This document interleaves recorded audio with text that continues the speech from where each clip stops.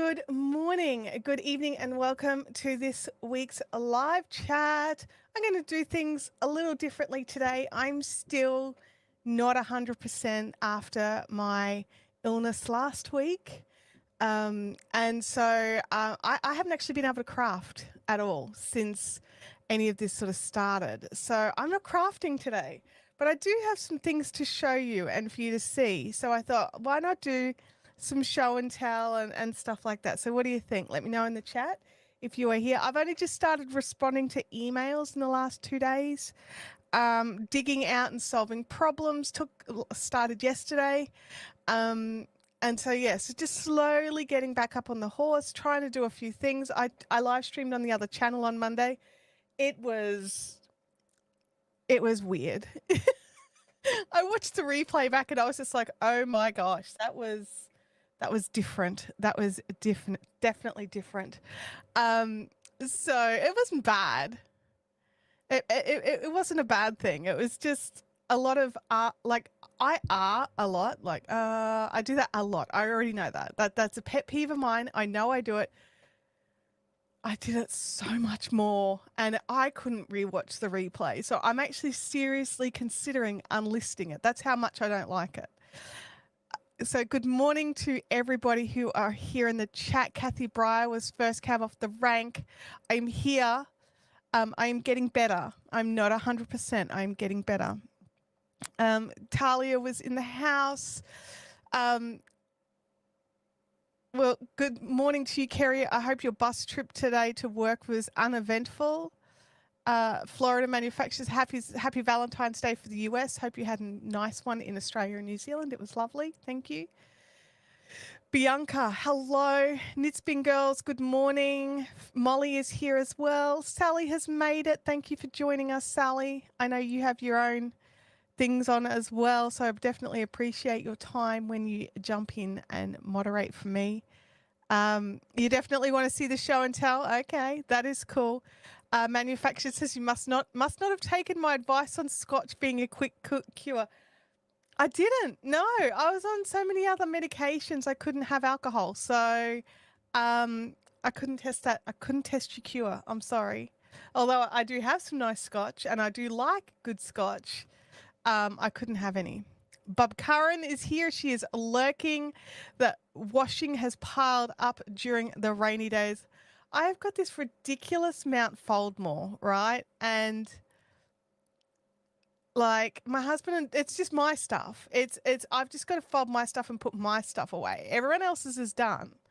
But yeah, it is definitely one of those things where I just haven't gotten around to doing mine. I'll always be here unless I have a doctor's appointment. That is beautiful. Thank you. Thank you. Always love show and tell. That's cool. Me too. Me too.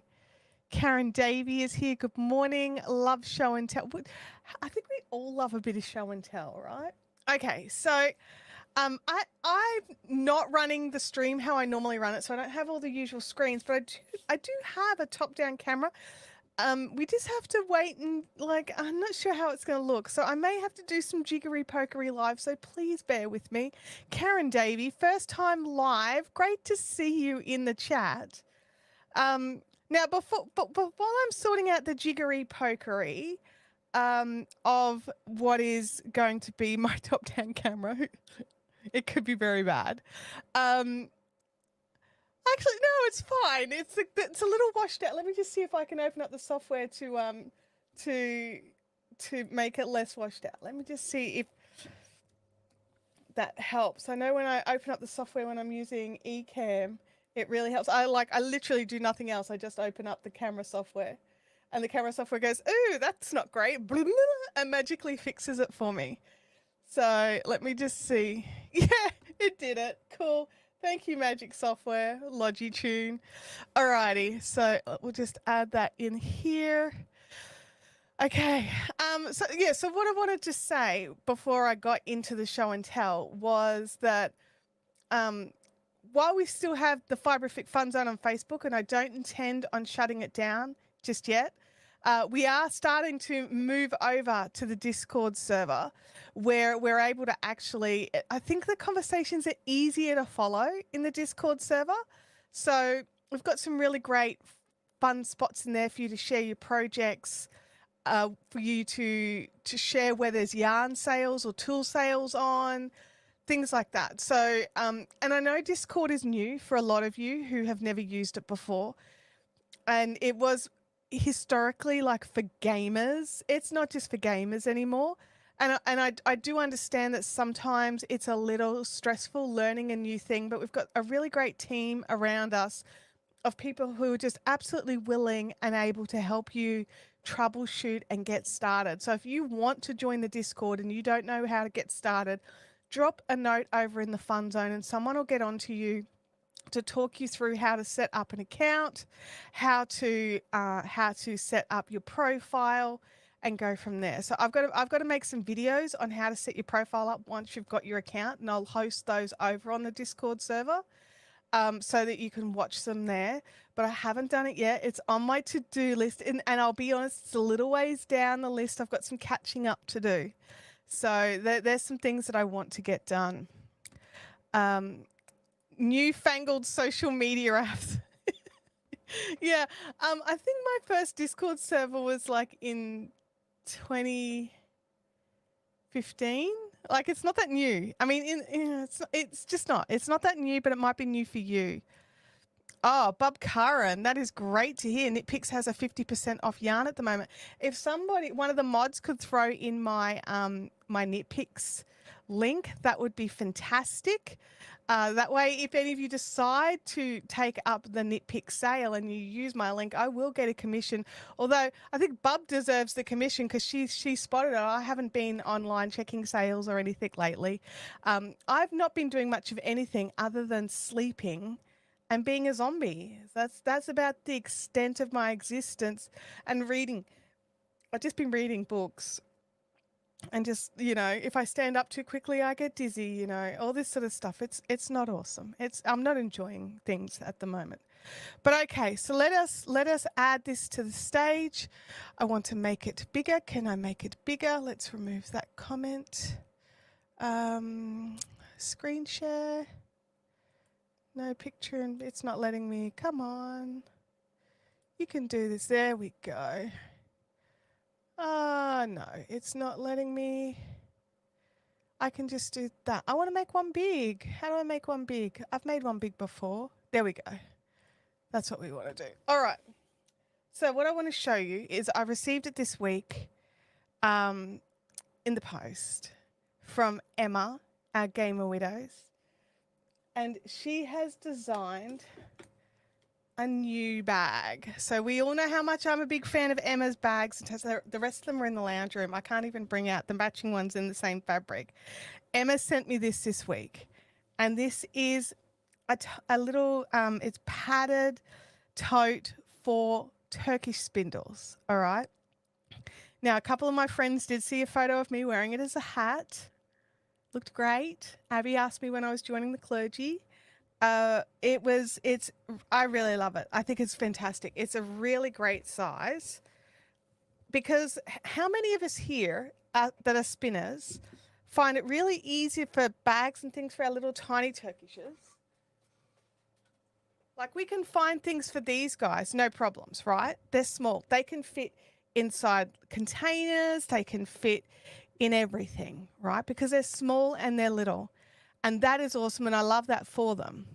But sometimes you want to use your bigger Turkish, and I've got no way to carry them around. So this guy here is really just, I've got as my hands like that.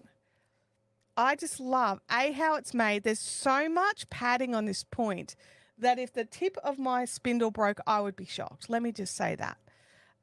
And it's actually enormous inside, okay? It is enormous. A ruler would be good. Do I have a ruler? I should do. I usually do. That's a little ruler. That ruler might do the job. All right, so each side seam to seam. So I'm not going edge to edge. I'm going seam to seam. is, let me just flatten it down a bit so it's a bit easier. 12 centimeters. So what's that? That's 5 inches or just shy of 5 inches. So each side of the square is just shy of 5 inches, okay? But what I wanted to show you is this is one of the big gliders from Schneider Spindles, right?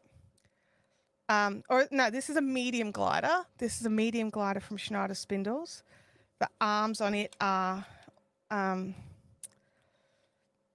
13 centimeters across. So again, it's actually 13 and a half. So that again is just over 5 inches. And that fits in. You can just poke it right down. No problems at all. Look at that. What we need is a light that I could shine into the bag. Let me just, I can do that. There we go. Oh, look, there's a light that shines into the bag. So there's plenty of room and it's safe. And there's also tons of room for your fiber. Like there's tons of room. But the important things are being protected, right? So the other thing I wanted to check was the other spindles that I have that I really struggle with is my Margicraft spindles, right? Trying to find a bag for those because again, they've got the wide arms. And once I'm spindling, I'm not taking the arms off. I leave it all attached until it's all done. So again, the Margicraft spindles fit in. Now, one thing I will say, the Margicraft spindles have got quite a long shaft on them. So the very tippity of the shaft does poke out. So you can see it does poke out a little, but there's so much padding and stuff around it. And that if you're carrying it, you're not going to, I don't think it's going to get damaged. No more than it would get damaged in any other way if I had it in storage. So it's just, I don't know. I'm really happy with it. Let me know in the chat if it's something that you think that you would use if you were a spindle, a Turkish spindle user. But so I've got two very different types of Turkish spindles here. They both fit beautifully. I do have another kind here, which I pulled it out this morning. And it is it's another Schneider spindle. It's my T-Rex one, which I just love. And I haven't tested it yet. So let's have a look. I can't imagine it wouldn't fit, but let's see. Let's see. Oh yeah, no problems. Look at that. Beautiful. Sits in like a glove. So I think it's fantastic. And I mean, you guys know, right? I'm a massive fan of Emma's bags, not just because of how she sews and makes them, but because of the fabrics that she chooses. And she chooses some of the most fun and quirky fabrics. And she messaged me and she was like, hey, I want to test this spindle. I happen to have some of the Stormtrooper fabric that your last humbug was made out of. And I was just like, really? So now I think it's the small project bag, a humbug, and this made out of Stormtrooper fabric. The small project bag was a few years old and it's out of different Stormtrooper fabric, but they still match. They still match. Let me have a look here in the chat. Thank you, Sally, for dropping Emma's link. I really appreciate that. John's putting in the full sizes for me. Thank you. On a side note, have you noticed Stormtroopers upside down look like frogs? Oh, okay. Yes, they do. Mm-hmm. Yep. Or something. They definitely look like something with a smiley face. And a bow tie. Smiley face and I'm thinking more koalas looking up with a smiley face and a bow tie, but frogs could be it as well. Frogs could be it as well. Oh, Gamer Widow says join the chat. Hello. Chintamani, who we all know is an absolutely rabid Turkish spindle user, says, actually, I love the bag. It would be very useful for me. That is awesome. Sally says if she was a spinner, it'd be one that she would buy. Oh, I couldn't. You're right. It was not, I could not say yes faster than I did. It was not possible. It was not possible. Owls with bow ties. Yes, I can see owls with bow ties as well. Yep, absolutely. Absolutely. We're just talking about what the fabric looks like upside down, Miss Jane. Oh, Game Widows is cutting out more of these today. That Emma, do you happen to know when they'll be like when you'll make these available to the public?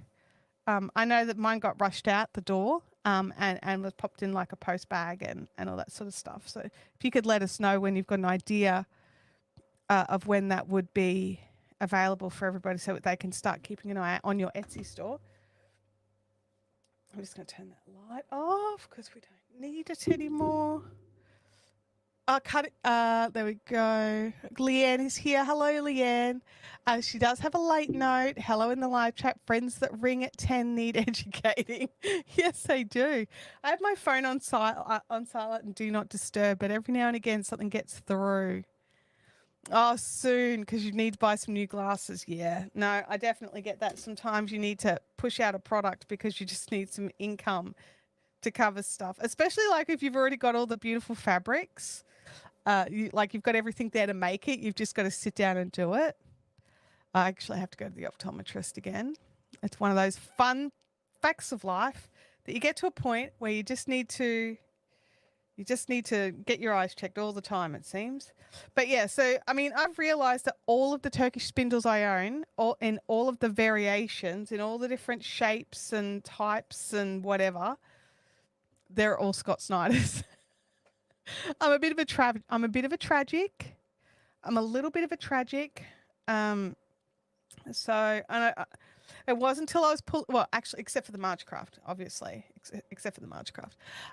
So it was one of those things where it wasn't until I was pulling them out and I'm trying to find some different styles to test in the bag, and I've realized while they're all very different, they are all Snyder spindles. So Snyder, and I think this one is a Snyder as well. I think I've got the signature line on this one, which is tucked through.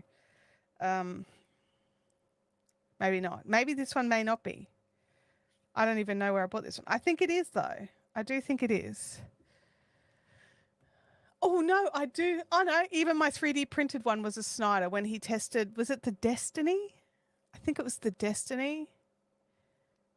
Is there a link for Snyder spindles? I think there might be if someone wants to drop that in the chat. Yeah. John says all the spindles he owns is Snyder as well. Don't you just have the one though, and you're not a spinner yet?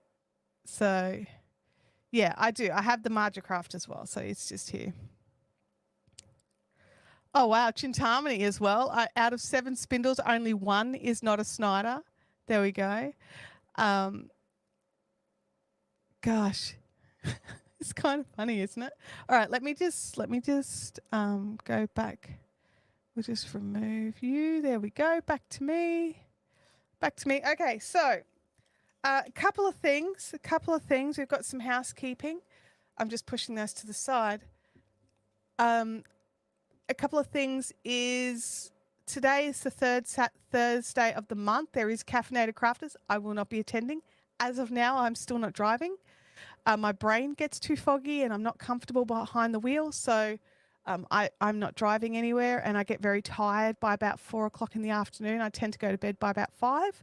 So I don't make it awake long enough to go to Caffeinated Crafters. So there's no Caffeinated Crafters this week.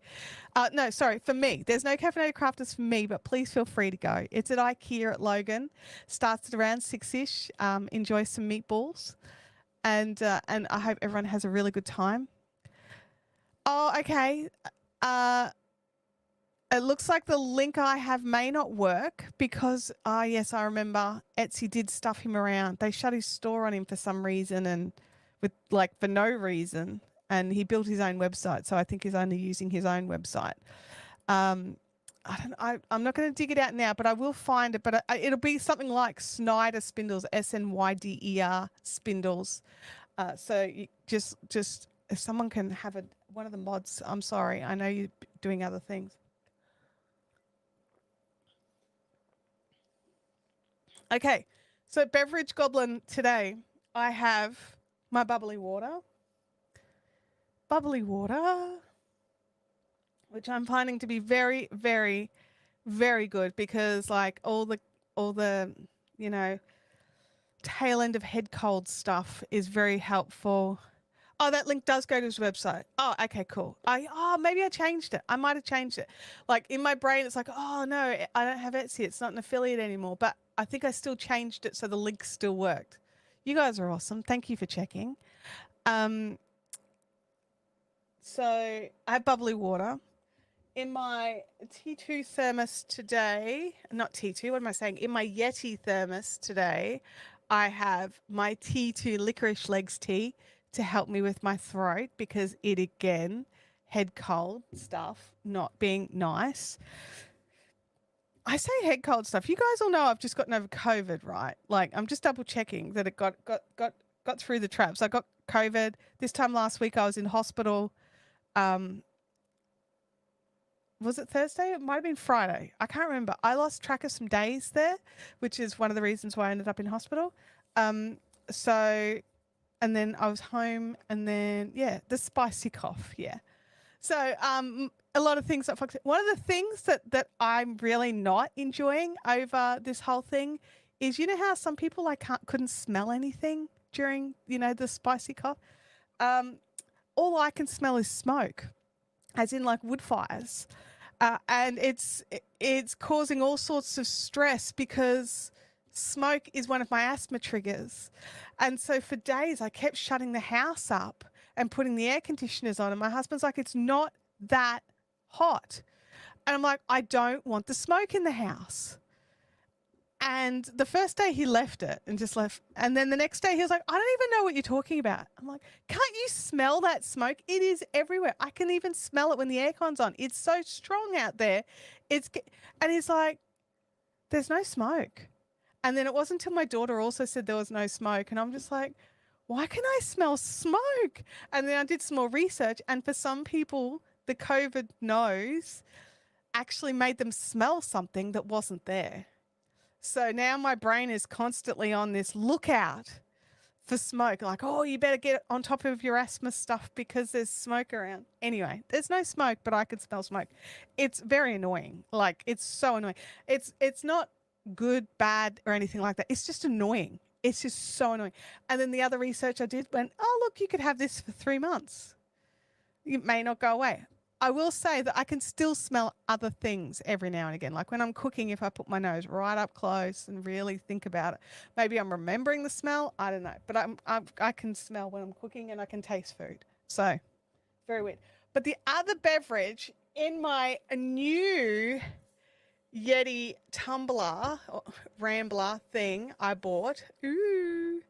I got custom printed.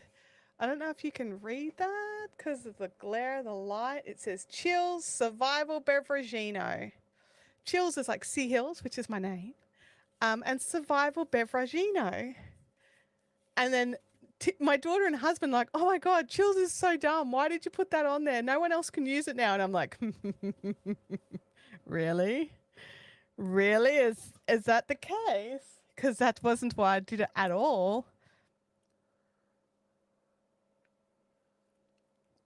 But this has had a couple of test runs now. It is a bit bigger. It's the 18 ounce, I think. And this is the 12. So 18 and 12. Like, try to bring you. There we go. They're the same diameter but different heights. So, yeah. So it's one of those things where it's just like, ha ha ha. Oh, you think that's dumb and it would make you never ever use it? What a shame, because it's not for you. Let me look here. My last bout left me without any sense of smell. It was terrifying. Glad it came back, but still feeling exhausted 2 months later. And that's the other issue I've got right now is just total lack of energy.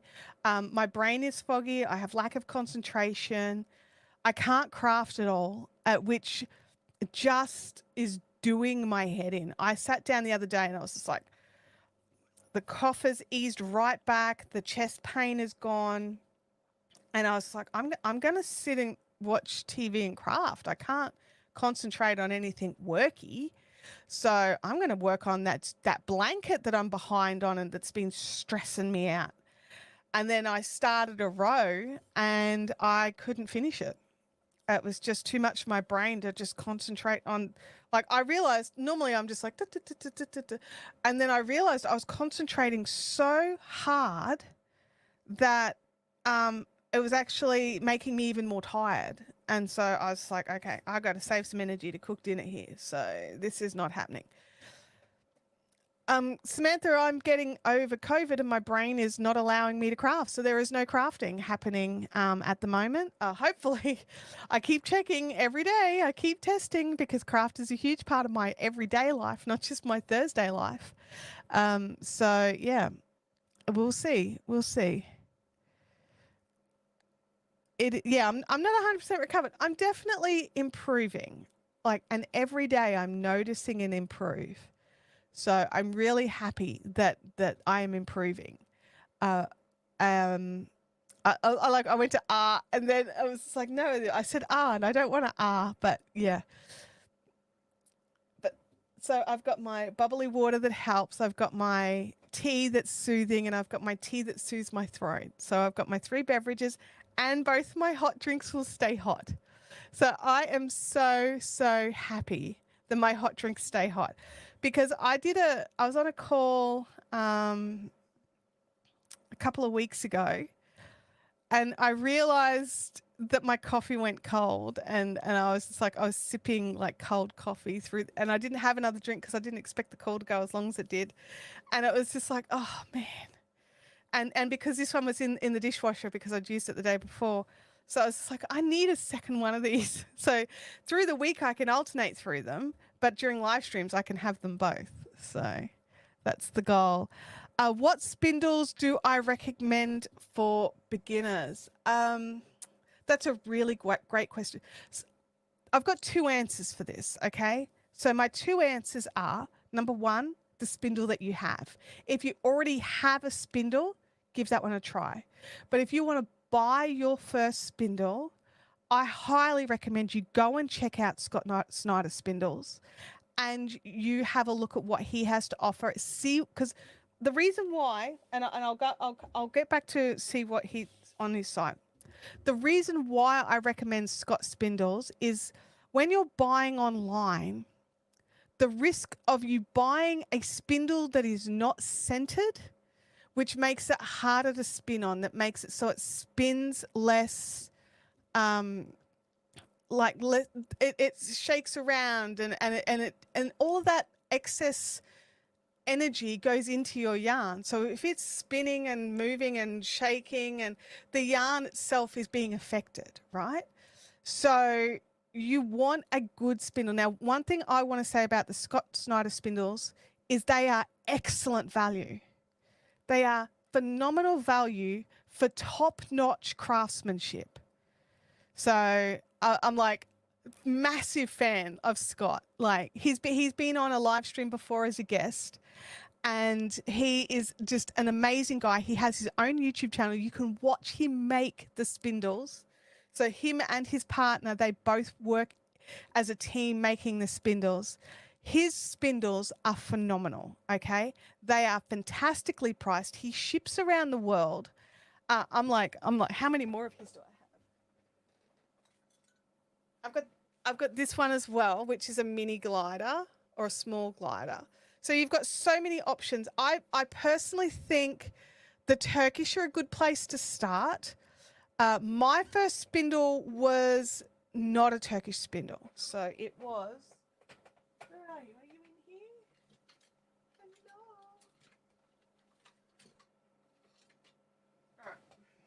All right. Was it you? Yeah. This was my first spindle. So it was a supported spindle. So sorry. I had drop spindles. I hate drop spindles. I'm very bad with drop spindles. This was my first non-drop spindle. And this was from Malcolm Fielding. He doesn't make spindles anymore. And a friend of mine who sold spindles, she was able to touch it and test it, and she bought it for me, and I picked it up from her. So this was my first spindle that I did not buy. I didn't buy it like online, if that makes any sense, because with spindles, you need to test them. They need to be tested because not all spindle makers are good. Even when they get good reviews from some people, if they're people you don't know, the reviews could be anything, right? Can you show me your full-size Turk from Scott? I'm shopping. I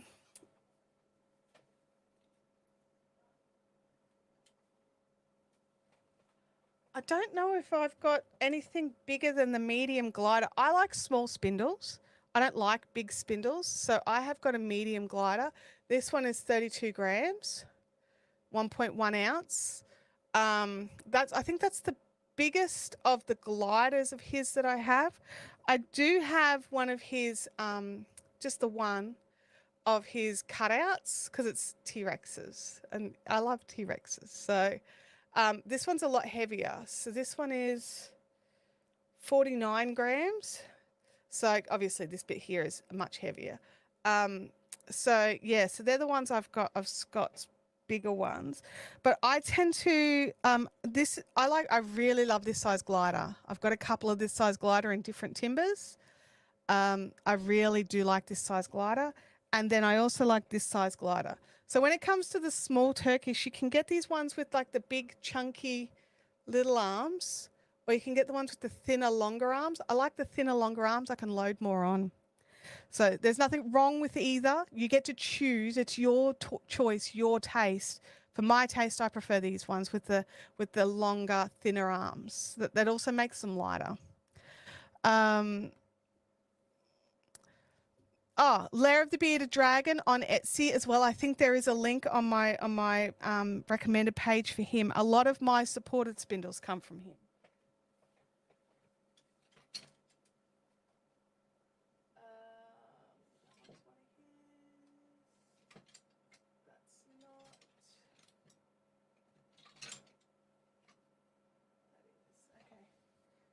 So Lair of the Bearded Dragon. I get a lot of my Tibetan spindles, which I can't see any of them over there. I do have two, but they also etched me this back in the day. Oh, there's no camera on. Let me just, there we go. They etched this one up for me back in the day when with the old Fiberific logo, which was so special for me, so special. And then there's this one here that I've got as well, which has got an inlay. So I love a nice inlay. So that's another Lair of the Bearded Dragon as well. These are more sort of fangs, rather, or like they're like a fang Russian hybrid. Like, and when I say fang, it's Phang.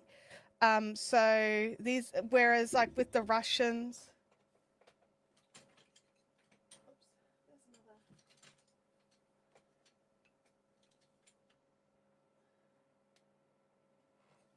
there's another etched one, which is Ray and BB-8. And BB-8 glows in the dark. So that's another one of those. But this is a standard Russian. This one I used to get my Russians from Jenkins Spindles. And he doesn't make spindles anymore either. So I have quite a few of his. These ones were probably my favorites. Out of all of my spindles were these ones, which was like some really nice insetting.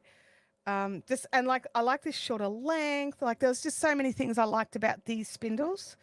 Excuse me. I know every now and again, it seems like every now and again we do go through and and have a look at what my spindle collection's looking like. But not all my spindles are here. I don't know where they're around. They're around.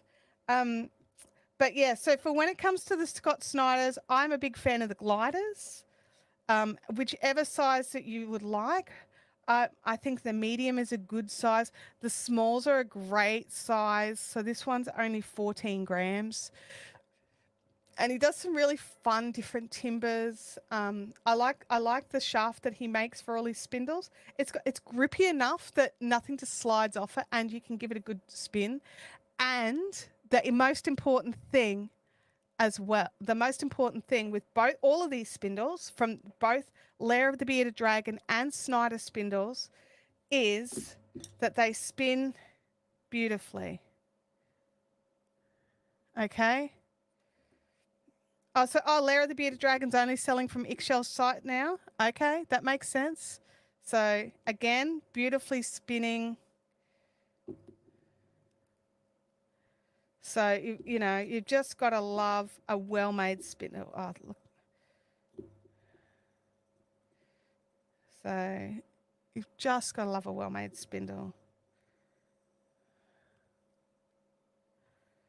Anyway, either of those guys, I would 100% recommend for quality of spindles.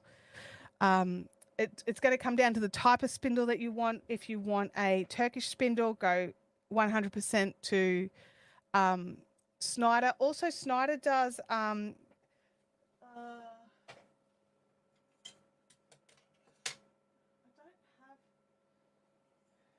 there we go. He also does these, which is a top whirl spindle. Top whirl and bottom whirl. I prefer a top whirl over a bottom whirl. I don't even have a bottom whirl to show you, honestly. But basically, it's the hook is here, but the whirl is down here. So the whirl will be down there. But he does this. He does these beautiful etchings into these. So I'm just going to move this comment. There you go. So the quality of the work is just phenomenal. So, and as Chintami is saying with drop spindles, the heavier the spindle is, the thicker the yarn you need to make, because the yarn has to hold the weight. So for me, this is a top whirl that's still only 33 grams. So as far as I'm concerned, that's a win. I don't like, and here we go, soapbox time, drag it out, stand on it. Ashford's beginner spindles are only good for firewood. Anything made using that as the template, the idea, they're too big, they're too heavy, and unless you're planning on making a bulky weight yarn, they're useless for anything else. They also aren't centered properly, which just ticks me off, because you've got all these beginner spinners who feel like they can't spindle because they've failed on their Ashford spindles and therefore can't spindle. I must be a failure. And it's the equipment. Now I know it's like, oh, a poor tradesman blames his tools. You know what? I don't care. If you're trying to get a beginner, give them some good equipment and hope, and actually give them some lessons and some guidance. Don't give them something like an Ashford spindle and expect them to be able to spin on it. You're going to have more luck with an apple and a pencil. Honestly, you're going to have more luck with an apple and a pencil. How does the spindle weight impact the yarn you spin? Okay, excellent question, Sue Ellen. So what happens is when you are spindling with something, not supported spindles, but with spindles that need to be suspended, so either Turkish or drop spindles, something that has to be supported by the yarn. So when you very first start loading on the spin, the yarn, I'm just going to unwrap this just a little, just to sort of, if I can even undo it. It's been sitting in storage for a bit, and it's a bit, there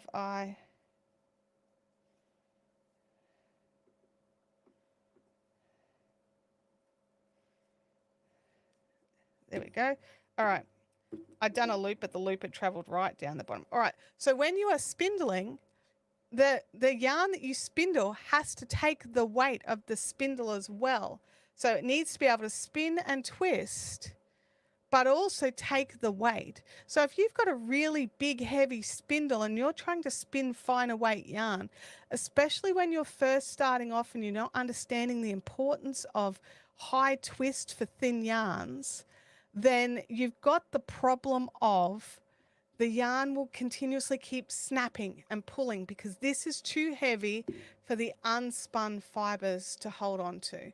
So it'll just keep coming apart. And then as a beginner, one of the hardest things to do is rejoin your fiber. So then you're constantly rejoining the fiber, and it makes it more difficult for beginners.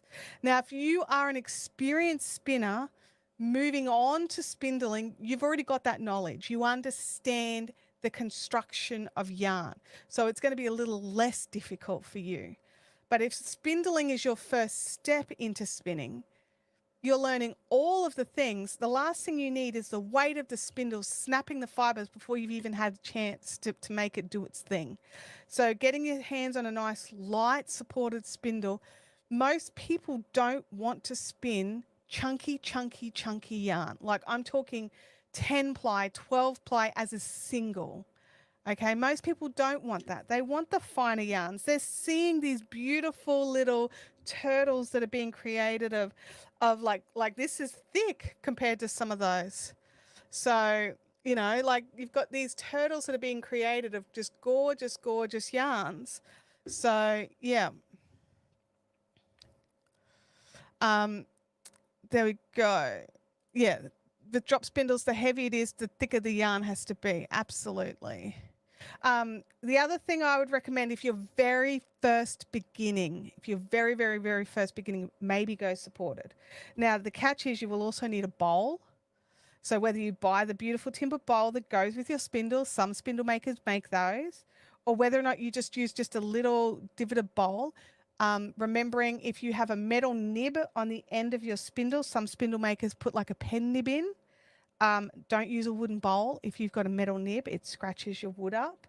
But the advantage of that is when you're learning how to spin, you can just be practicing and practicing. I do have a video here on the channel for support spindling. So because support spindling is my favorite of the spindles. I love Turkish, but I prefer support spindling. It's my go-to. Actually, I'm like, oh, wait a second. Usually when I'm unwell, I like to sit on the couch and spindle. I might have to find a project. Sue Ellen says, oh, here we go. Sue Ellen says, I think I'm the only one who loves my Ashford Turkish. I can manage a sport well. I haven't used an Ashford Turkish. I didn't realize they had one. I've only tried the Ashford drop spindle, the big round heavy disc. Don't like it, don't recommend it, but I haven't tried their Turkish. I don't know. The Margacraft Turkish is different. It's a bit of fun. I like that it comes with a whole pile of different interchangeable arms.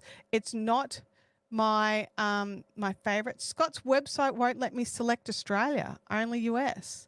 Send him a message on socials because he's always shipped internationally in the past. So I would definitely send him a message. I think that must be an oversight. I haven't chatted with Scott for a few months, but yeah. Anyway, I like the Margacraft. They are not the prettiest. They are not the best for being centered. They're pretty dang good for being centered, but they're not the best. But the fact that you have options, you can change the weight.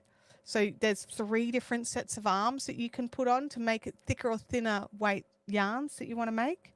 So yeah, I've got a couple of the Navajo support spindles for the thicker yarn. Are they the really big ones? I think I've seen them. I haven't tried them. Or kick spindles. Kick spindles is another one I haven't tried, which I like the look of. Chintamani says that support spindling was so hard for me. I kept lifting it and dropping the spindle, but now I can do it. Yeah, that's the trick. That's the trick. Like with anything, if you've done one way, shifting to another way, it's always like the muscle memory keeps trying to do something else. It's like when you're learning how to do a different kind of knitting, or if you're switching between knitting and crocheting. Switching between spindles is the same sort of thing. So Turkish spindles, depending on how they're made, most are made with a point on the bottom as well as on the top, which means that you can use them as a support spindle, which is one of the reasons why I do recommend the Snyder Turkish spindles, because all his have the points on the bottom as well as the top. So that means you can use it as a support spindle in a bowl if you want. You don't have to hold it in the air. So you've got options when you're using a Snyder support spindle, and not just Scott, some others do it, but not all, if that makes any sense. Not everybody does it, but some do. So when you're looking at the photos, double check the shaft, make sure that that's both ends. Now for me, the big key thing to keep an eye on when you're choosing something that you plan to use as a support spindle, look at the length of the shaft. All right, so this center bar here or the length of the total spindle from here to here, because it's going to change how you sit, because you need to have you need to work the tip of the spindle. I'm just going to drop this off here. You need to work the tip of the spindle here. So if it's up really high, you've got to allow for the fact that your arm's got to be up quite high while you're using it. So yes, Sally, I did. I was coming back to it. But when you use that, you've got to have your arm up quite high. So if you aren't comfortable keeping your arm, like shoulder at even height for long periods of time, because you do spindle for a long period of time, then you might want something with a shorter shaft so that you can be more comfortable with a lower sort of center of gravity on your arm. For me, with my big heavy arms, I prefer the lower. But everyone is different, which is why there's so many options. And I believe that you can even order the different lengths of shaft. So if you want to talk to Scott and you're like, dude, I'd like to order another one of these, then, you know, go through. Oh, he said to go through Etsy for international. Okay, good to know. Good to know. All right, so Sally has got a milestone here. How is it 27 months already? I don't even know, Sally. I don't even know. I still think of memberships as new, but they're over 2 years old on our channel, and we didn't put them out the second memberships came out. So it is, it's definitely a cool thing. And I really do appreciate you being a channel member for 27 months. That's insane. Oh, thank you. There's a link there for Ixchel's website, which is where you can buy the Lair of the Bearded Dragon spindles. So Ixchel's husband makes the spindles. She does the art on them because she is so creative. So make sure that you go and check those out as well. They're both phenomenal spindle makers, honestly. So definitely check them out. Definitely check them out. Let's hide that. I need a drink.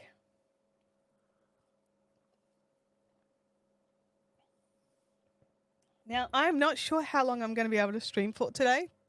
I'll just have to keep an eye on my voice and my brain. That's the big one. The brain just goes, haha, we're done. Time for sleeping now. So there's always that.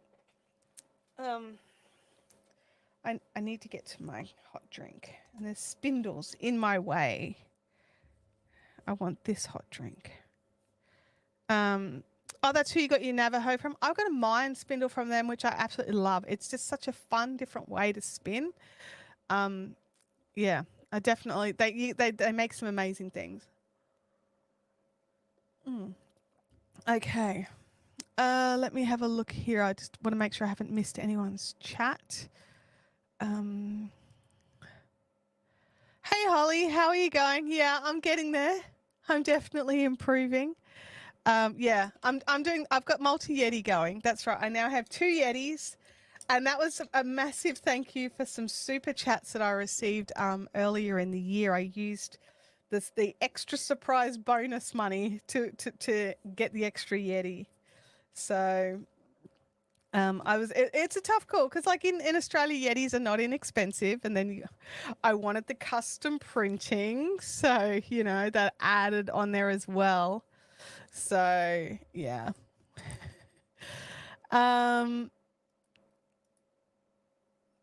And yes, Leanne's right. If you are here and you're enjoying this random stream of random conscious thought from me, hit the thumbs up. It's one of those things where I totally understand if today is a little bit left field for all of you. It's a little left field for me.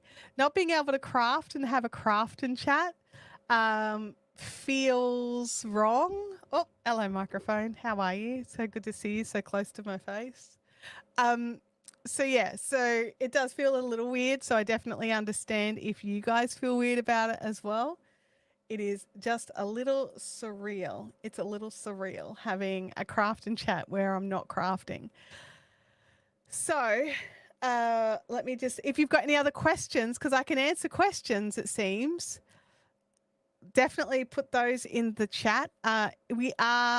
We do have our retreat coming up later in the year if you want it to be added to the wait list. It is technically sold out, but the wait list is getting a little shorter.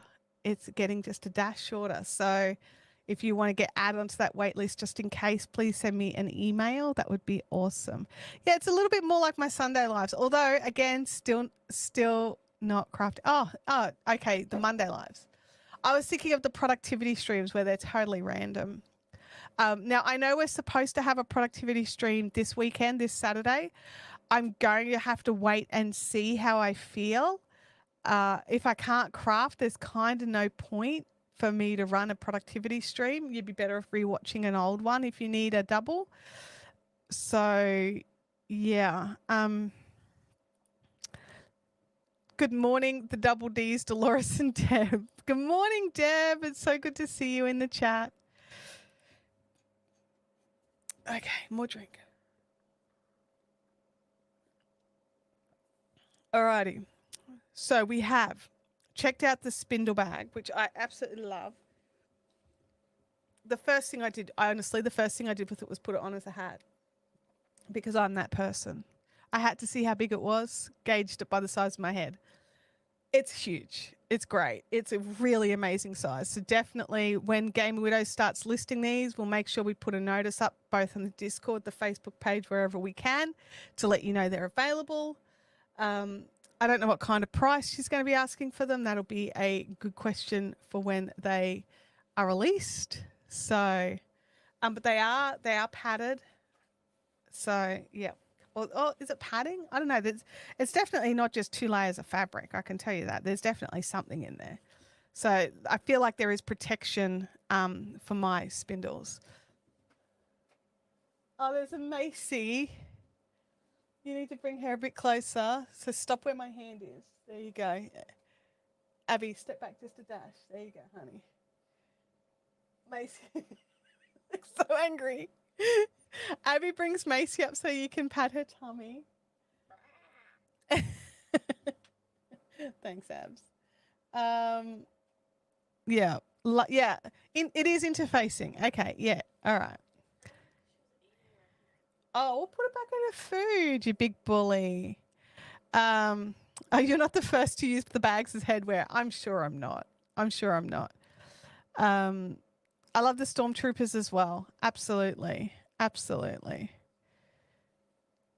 I think I've got a thing for the stormtroopers, so I love it.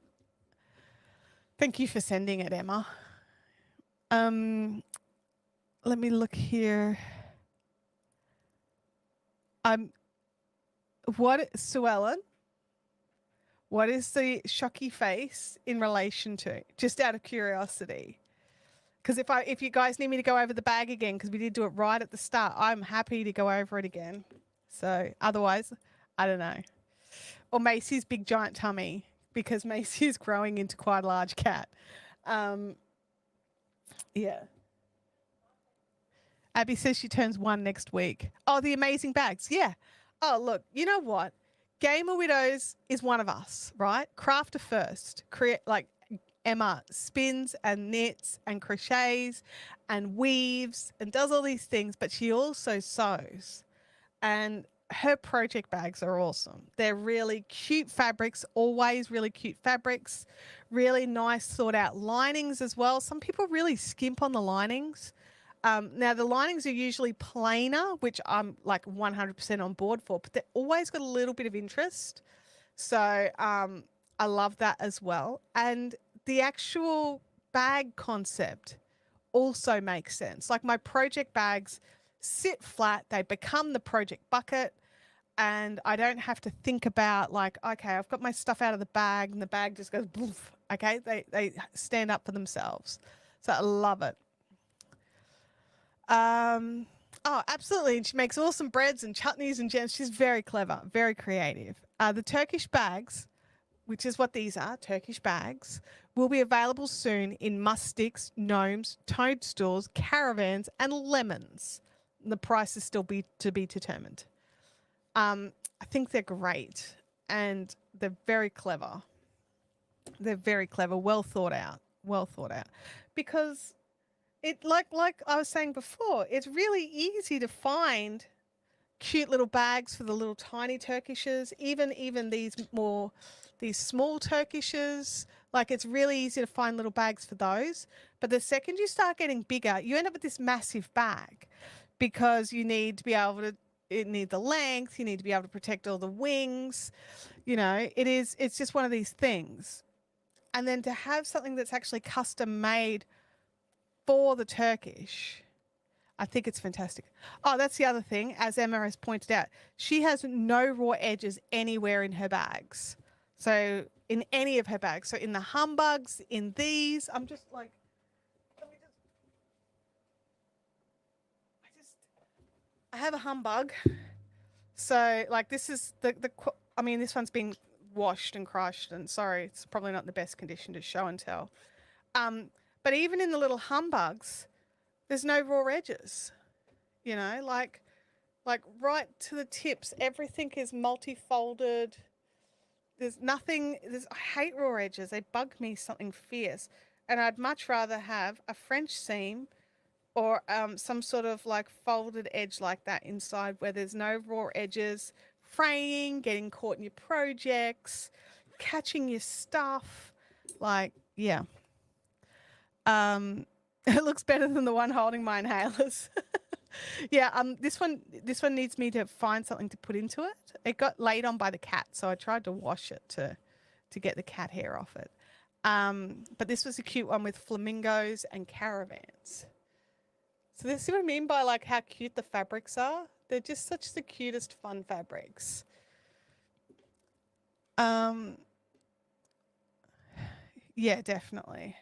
They are washable. That's the other, because there's no raw edges. I had no qualms tossing this in the washing machine. Now this particular one, I forgot to take its little charm off. I forgot I could take its charm off actually. This one's got like a little lobster clip now that I'm looking at it.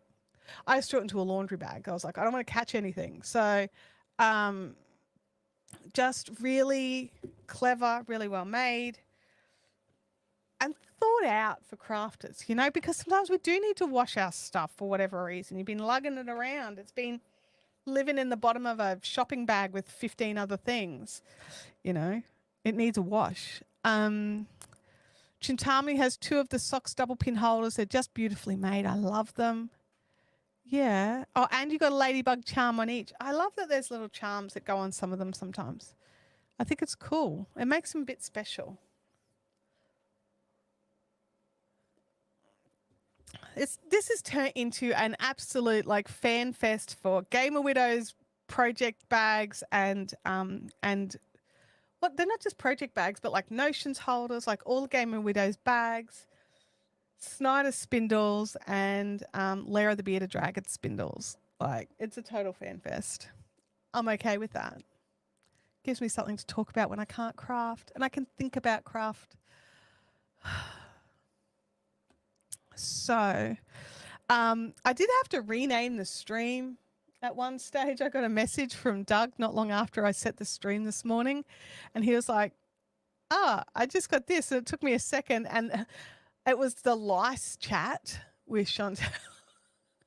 I had a typo that made the topic seem bizarre. So I was like, may need to change that. And he was like, yes, if that's not the name of your stream. So yeah, fix that, which StreamYard made very easy. But yeah, it was just like, oh man, my brain. I didn't even check my typing, which I should always check my typing, especially when I'm doing it without my glasses on.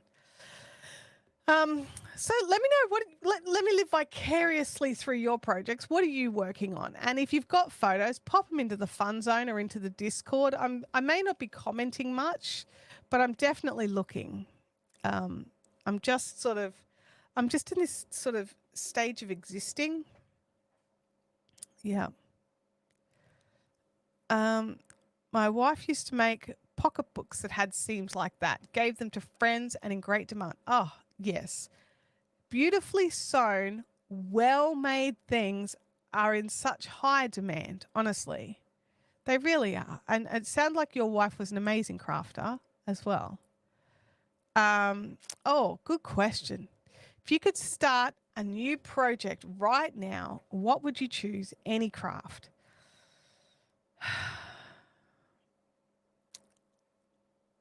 I would start making another top. I am loving making tops that fit. It is so much fun, honestly. Which one would I make though? There was one that I was looking at the other day and I was like, ooh, I can't remember what it was called. I'll have to have a think about it. I'll have to have a think about it. And you know what? I was like, because I have just been consuming social media for the last week. It's basically been my life. Uh, I've been like in the Australian crochet group with the Elvira bag. Like everyone's like making this Elvira bag. And I'm just like, you know what? I have no desire whatsoever to make one. I thought about it. I was like, maybe I should make one. It's a little bit trending. I was like, I just don't want to. I just don't want to. Um, Bianca is working on her taupe lace weight top, had to unravel about 20 centimeters of lace work. So now not doing the lace work. Okay. I've obviously missed what happened. So let me know. I'm working on a market bag designed by Claire. Awesome. Awesome. I was chatting with her yesterday. Socks and just finished a geo gradient shawl. That is awesome.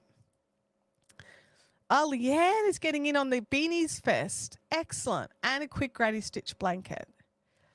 That's awesome. You guys are like rocking the projects. Casting off a sock with a new cast off to me, Jenny's surprisingly stretchy cast off. Oh, I've seen videos on that. I like it. I think it's cool. The rocket tee. I love the rocket tee. I'm making a rocket tee in DK. That's the one I'm making out of the green and metallic panettone from Hobie. Love that tee pattern. Love it a lot. I actually think I'll be making more of them in different yarns. And you can also get the rocket tee in a 4-ply. So, yeah, there's some of those. Russell, not a crafter, but he's tossing up between some stuff, between a newsletter, a podcast, or a scheduled live. Which one do you want to do the most? That'd be my question. Like, which one are you like, oh, I really want to do this, but I should do this instead? Let me know. Which one do you really want to get in first? Because maybe that's your answer. Maybe do the one you just really want to first. You've got 3 really solid choices there. Chintamani says that she's really thinking about making my first sweater or cardigan. Chintamani, I will say this. As a woman with an odd size body, mine, learning how to make my own garments has been life-changing. Being able to find clothes that actually fit me. So, like, you guys look at me like objectively, which is great. So for my body, I have like a small torso, right? For the size of me, I have a small torso in comparison. But then compared to my torso, I have very big arms. And trying to buy clothes off the shelf that fit a small torso with huge arms is nigh on impossible.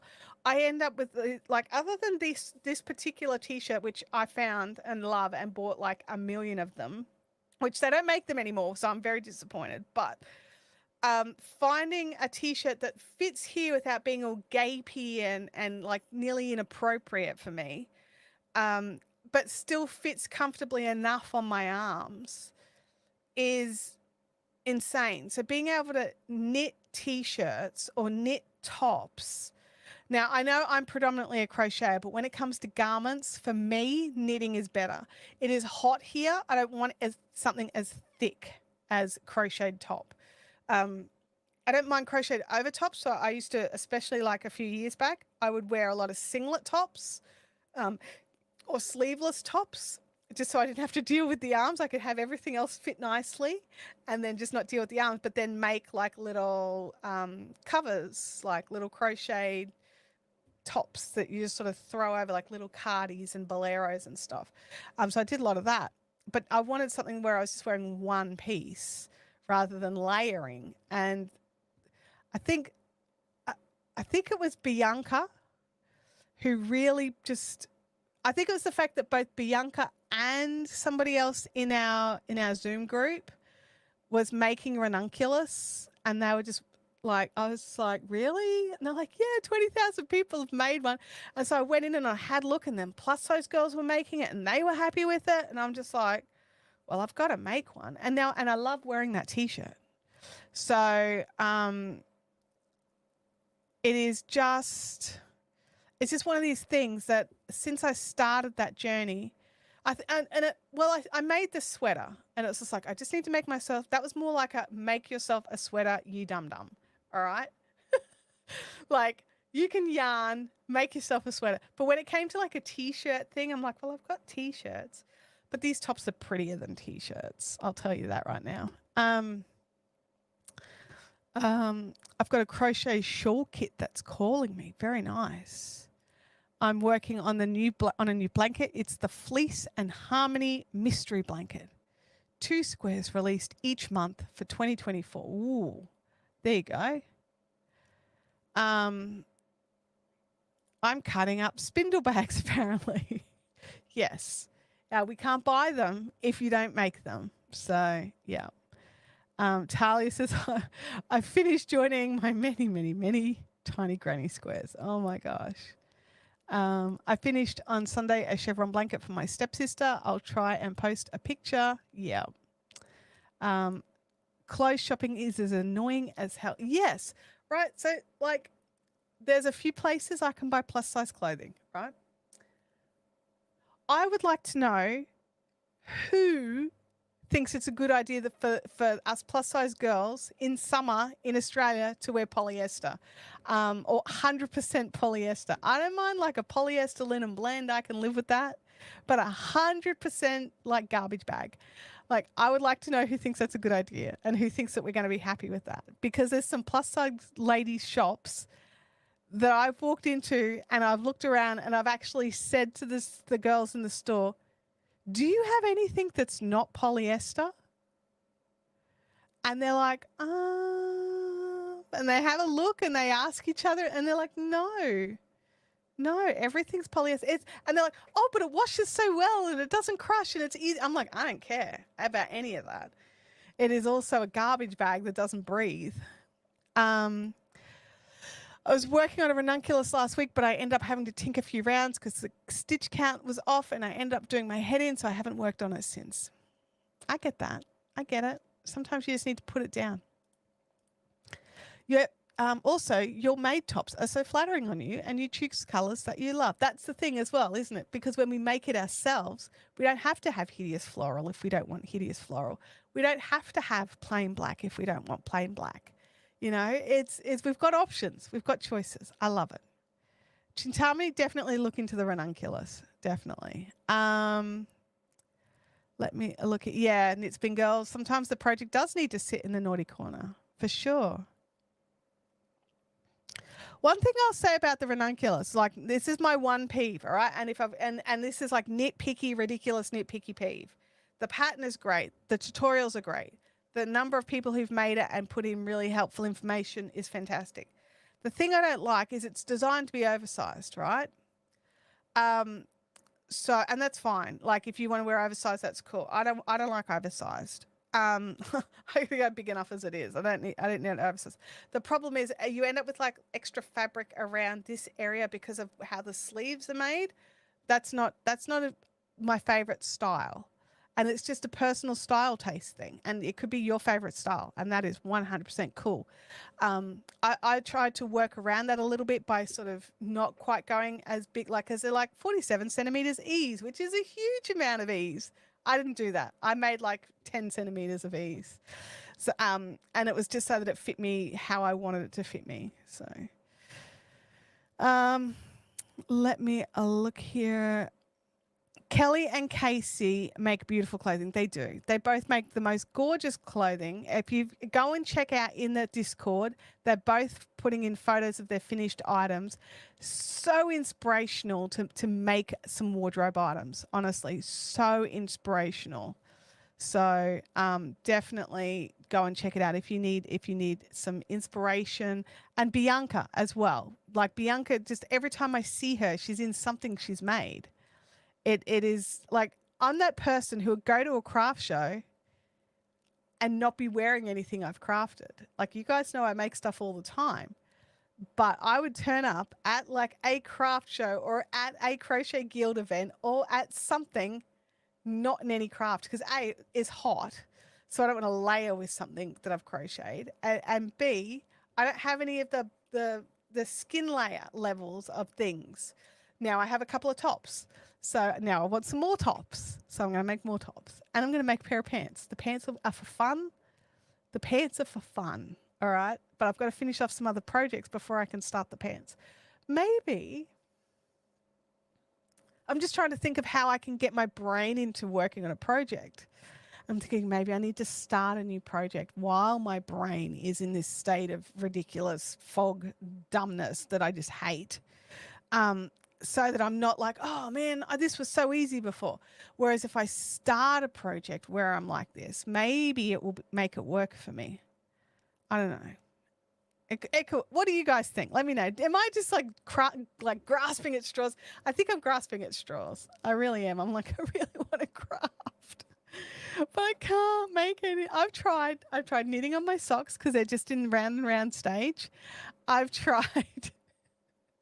tried working on a crochet blanket. I tried knitting some more on my top, which again is just in round and round stage. Maybe I need something that I just need to concentrate on that's meant to be concentrated on. I don't know.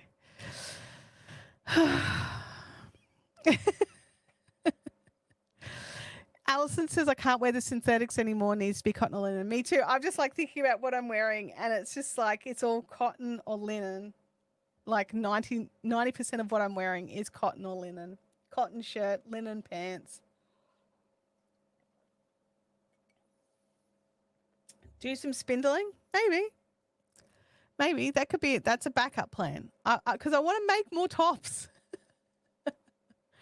I want another top, but I still haven't finished my rocket tee. I just recently tried it on because I figured if I can't work on it, I want to work out exactly how much more it needs. It needs another inch and then the band at the bottom and then its sleeves and pick up for its V-neck and just do its collar. So the majority of it is done. But I just, yeah. I can't show you the rocket tee. Everything's in the lounge room. It's all out. It's all out. But yeah, it's nearly there. It's nearly there. And maybe this afternoon I'll see if I can add some more stitches to it.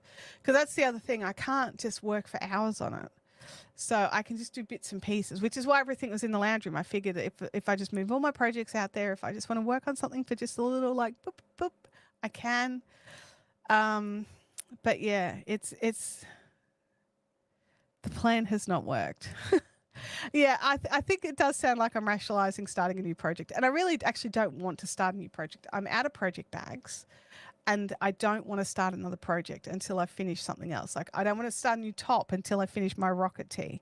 I'm definitely not starting a new blanket. Even once I finish one of the blankets I'm on, I'm still not starting a new blanket. I've got too many blankets on the go.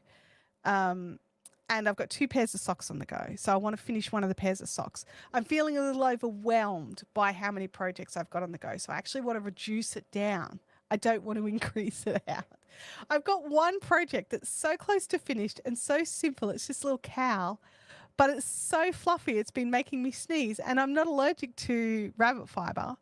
I just think the yarn was a little dusty because it had been in storage for a while. So and I am allergic to dust. So, yeah, I'm just like, oh, man, come on. Come on. Can't I at least finish this? And empty a project bag? That project bag will most definitely need a wash. So luckily, it's one of Emma's bags and it makes it very easy to wash. So, yeah, I turn it inside out, where all the fluffs are, throw it in the washing machine by itself so it doesn't just fluff all over something else. Yeah. Am I the only person who like habitually washes project bags? Is this a new thing? Like I've just like talked about washing project bags and I've realized I don't know if anyone else actually does that. I don't do it all the time, right? I don't wash it between projects unless necessary. Most things are fine every now and again. Or if I've noticed Macy's hanging around it a bit, I'll wash it then. I got very used to in the last sort of 18 months or so that between how long have we had Louis for? I think maybe 2.5 years, not 1.5 years. I've gotten very used to not having pet fur on my craft projects. Louis doesn't shed, Tibbles doesn't hang out on my craft stuff. Like I've got very used to it. Macy it is just like walks up and just like, poof, like it's just like this white fluffy tummy just rubbed right along something, and you're just like, oh, hello, cat hair. And I'm just starting to find it in everything. So I'm okay with it, but because Macy's cute and she lets you rub her tummy. But yeah. Our game widow says I spill things, so the bags get washed. A quick iron after, and they're like new. Yeah, that's basically what I do as well. I do like the crispy seams, so I think yeah, and that's why I'm like, oh, this one hasn't been ironed yet. Don't look at it. Um, so yeah, it's. I'm like, will I iron it? Maybe not. I'll probably just use it, put something in it, and not think about it anymore.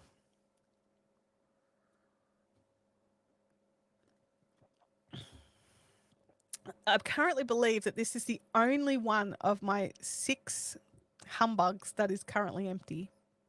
I think the others have all in project bags with stuff in them. I've not had to wash any of mine yet. Oh, that's good. That's cool. Excellent. I like that. I like it. And that's what I mean. Like, I don't just wash them all the time, but I like it that if I have to, I can. So this one with the bunny mink yarn will absolutely have to get washed, and probably lint rolled as well after it's been washed. It is very fluffy. It's very fluffy. The cowl that I've made will also need washing so that I stop sneezing. So it will definitely be an interesting project to work out if I'll even wear it. It will have to live in some sort of bag, whether it's like an organza bag or something like that, just to limit its fluffiness against my other things. I took it out with me to work on it a few months back, and I came home and realized I was covered in fluff. I'm just like, oh, that's annoying. I mean, also embarrassing. How long was I walking around like that for? It looks like I had a cat in my lap. So, yeah. But I think a wash will also pull out a lot of the fluff that's loose. So we'll see. We'll see. We'll have to judge it. The other day, I was actually watching a video of a lady, and she was combing fiber, and I've realized how much I have missed hand combing fiber. Let me know in the chat, those of you that are spinners, have you used hand combs? Not cards, combs. So the big spiky death metal tips. I'm like looking at 2 different sets right now because I've got different weights of wool. So yeah, but I find it really therapeutic, very relaxing. One of the products that I used to sell at the very beginning of my fiberific journey was this beautiful mohair nests. So I'd hand dye Australian mohair that I'd get from a farmer, and then I would I would actually sell the hand combed little nests. So when you're hand combing the fibers, when it's all done, you kind of wrap them into sort of like little nests and very gently. And the thing with the combing versus carding is that you get the absolute pristine cream of the crop. The top 70% of your fiber gets combed in. And it's not to say that the other 30% can't be used. Some of it can't be. It might be veggie matter, it might be short, it might be neppy, whatever. But you only get the perfect, most beautifully lined up. It's amazing for knitting lace weight that drapes. Like, yeah. Oh, there you go. I've combed, and I have 3 sets. Yeah, I've got a Marja Craft set. I've got 3 sets. I've got the Marja Craft set, I've got a Petland set, and I've got a set that a friend handmade for me, which are just beautiful. The set that she made for me, they're for more coarse wools. Yes, I have different sets of combs. I love my combs. I have a hackle as well, but I haven't used it yet. I reckon a hackle would be amazing for blending. I've watched Susie Brown. Feisty is no. What is it? Is it not Feisty Wench? I can't think of her handle, but Susie Brown makes, like, she teaches some phenomenal workshops for using hackles for blending colors. It's so cool.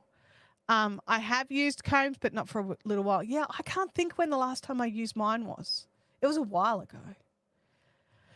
How do you reignite your crafting mojo? Well, that's going to be Wool Wench. Thank you, Knit Spin Girls. Wool Wench is Susie Brown's handle. So go and check out Wool Wench on Instagram and Facebook. Anyway, how do I reignite crafting mojo? Isn't this the question? Isn't this the question of the day, I think?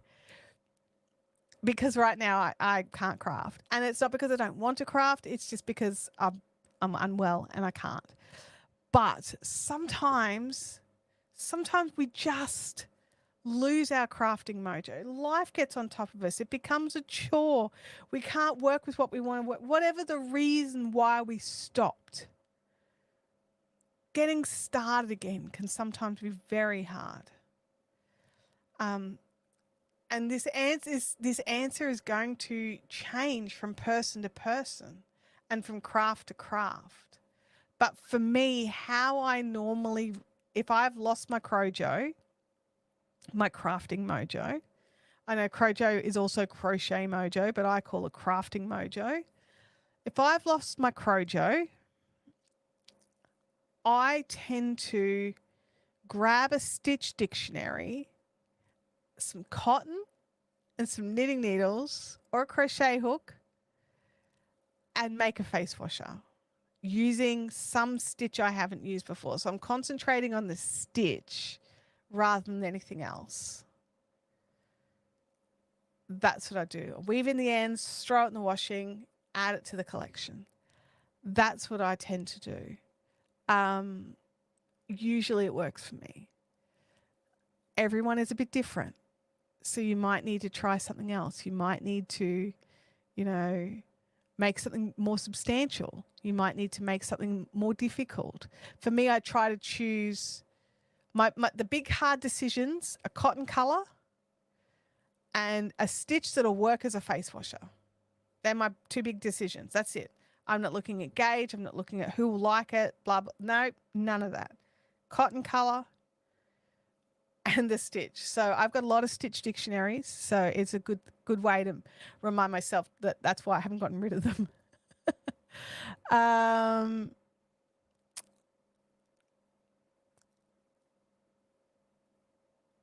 One of my friends showed me how to use my small combs and how to spin straight from them. Absolutely, you can spin straight from your combs, for sure. I personally prefer to do one job, finish that, then move on to the next. In saying that, one of the things that I absolutely love doing after I watched a video from Margaret Stove. Is that her name? She is a lace spinner and lace knitter and designer. And I watched this phenomenal video. It was about how she prepares her sheep's wool. And because I was like, how do I, I've got like all these fleeces and I want to just mass wash them. She would grab one staple, rub it into a bar of Sunlight soap like a crazy woman. And she explained that too much soap makes it so it doesn't felt. So you could get it really clean and nice and then swish it in water and rinse it and then rinse it a second time and then put it aside and let that one staple dry. And I'm thinking, oh my God, one staple at a time. This is going to take me 200 years, right? And then she said this thing. She's a lace spinner. Do you know how long it takes to spin one staple of merino wool? And I'm thinking, actually, yeah, it actually takes a really long time. And that made me stop and think about it. Okay, I don't need to wash crazy amounts at once. I can, because that was the thing. I'd sort of get part the way through a fleece and end up sore and tired and not be able to finish it. And so I'd stopped washing fleeces because it was just like, oh man, I never get them finished. But what I could actually do is go, I want to knit a 100-gram lace shawl, pull 130 grams out, because there's always a little bit of wastage, pull out 120, 130 grams out of the fleece and wash those staples. And I was able to do that. So I was making these beautiful lace weight shawls. So I would spin the really fine lace and knit it into an Estonian style lace shawl, with less noops. Say, why do they like noops? Anyway, um, and you would end up with like something that you spun and then made into something, and not having to wash an entire fleece. Um, yeah. So I found that really, really therapeutic. And I've actually been looking. I've got a little pile of fleeces that need, like, I don't have a lot of fleece, but I have some. And I'm like, okay, I need to look at these fleeces and work out, do I want to keep them? Do I want to wash them? I've got plenty of fiber scour. There's no issues there. Um, but do I want to sit down and do like a Margaret stove and actually just go and buy a block of Sunlight soap and just be able to sit comfortably and wash one and have bucket of water and a bucket of water and just let them lay out. I bought things for drying on and all that sort of stuff. So yeah. Leanne's answer to Deb's question is pick a fast and quick finished project. It gives you fast satisfaction, which can sometimes help. Yes, absolutely, which is kind of what I do, but I'm specific in what I pick. I have a circular hackle. Oh, I've seen those. Petlands make one that I got years ago, and I make big cakes of fluff for spinning with. Awesome. Oh, here we go. Holly is also another small project person, like a cup cozy that I can complete in one sitting. It motivates me with the completed project. I think that's part of it, isn't it? It's part of it. Yeah, you can get a lot of lace yarn from a staple. Absolutely. Game Widows wants a swing picker. So I was thinking about a swing picker quite a few years back, and I did a lot of research on swing pickers. And I realized I don't want a swing picker anymore. I'm this person, I would prefer one pristine staple at a time than have a swing picker rip apart my fibers, and it sometimes tears the fibers. It doesn't just separate them. Depending on the fibers and the swing picker, it can sometimes tear the fibers apart. So, which if you're doing large scale, then that's the price you pay, because you have, I think about like the big commercial places, they sometimes they tend to open theirs up with a big air blower so nothing actually gets destroyed. But the swing pickers, I just don't know. See, and for me, a swing picker, like a drum carder, it's crap in, crap out kind of thing. The swing picker, you can lose some of the dross for sure, but you don't. I suppose you don't lose it all, and it's a tough one. For me, it's the damage. And it can be enough. It can be fine. Depending on what you're doing, it could be totally fine. But for me, I realized I don't have anywhere to put a big swing picker. B, they're pretty scary looking. I looked at the little slidey box ones. They caused even more damage to your fibers, so that was out. But yeah, it's going to come down to use case. Like any of the equipment, it comes down to use case. So for me, I'm definitely more leaning into the one lock at a time, pristine. But yeah. Has anyone tried the suet method for washing a fleece? I've never tried, but I'm intrigued by the process. I've never tried for one big reason. I'm on a residential block. And from what I hear, the suet bath needs to be somewhere where you can't smell it. And where I can't smell it, my neighbours can. So I've got nowhere to put it. The idea is interesting to me. But yeah, it's one of those things.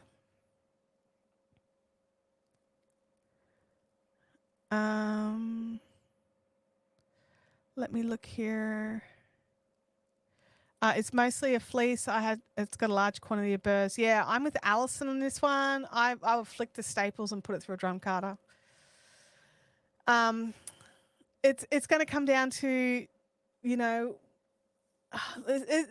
the swing picker to me destroys the fleeces. So obviously it's not the case for everybody, but I don't know how well it will be at getting your burrs out. I definitely would want to be washing the staples, then flicking them, getting any burrs, any sort of grass seed, any veggie matter, anything like that, and then go from there and look at it that way. I know it takes more time, and it sounds like time is part of the issue here. So I don't really know what to suggest in that regard. But for me, when it comes to spinning, because spinning for me is one of my crafts, um, I don't I don't sell my hand spun very often unless I need space. Um, and I tend to keep it and use it for myself as something a little bit special. So do tend to be very, very protective of my whole spinning process. So when I'm washing a fleece, when I'm utilizing that fleece, I do have a drum carder. It needs a new drive band, and the company that I bought it from is now gone. So I've got to work out another way to get another drive band for the drum carder.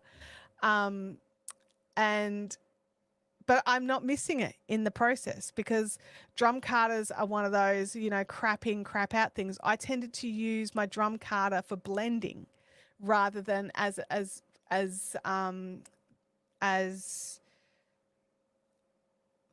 like for cleaning or opening up locks, things like that. I tended to use it for blending already like tops and things like that to blend colors or to blend different fibers together rather than anything else. And so I use my blending boards for that now. So while I can't use my drum carder, I've got my blending board and I use that. So, but again, everything I do in those situations is small scale. I don't do it as a commercial thing. I do it for personal craft. So I don't mind it taking time because it's meant to. It's meant to be enjoyable. It's a slow craft. So go from there. Yeah, I always wash the staples first. I cannot spin in the grease. I learned when I very first started learning spinning all those years ago. We won't mention the number. Um, I very first learned to spin in the grease, and I don't like it. I don't like how it feels. I didn't like how my hands felt. None of it.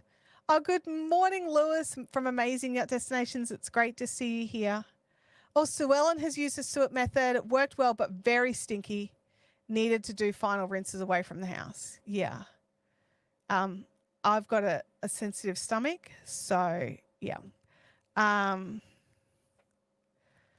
It is definitely. If you want to get the most out of your staples, the smaller the amount for washing, flicking, etc., is better than to try and do. If you want to get the most out of your staples, the smaller the amount for washing, flicking, etc., is better than trying to do bulk amount. But you need that time. That's the catch. We do have a super chat. Let me just jump forward to that. Thank you, Chantelle. Here's a little something for Louis. Oh, thank you. You didn't need to do that. You didn't need to do that, but thank you. Lewis and I were lamenting over vet bills. Louis is fine now, but you guys know the story of what happened with Louis before. So, let me look here, going back.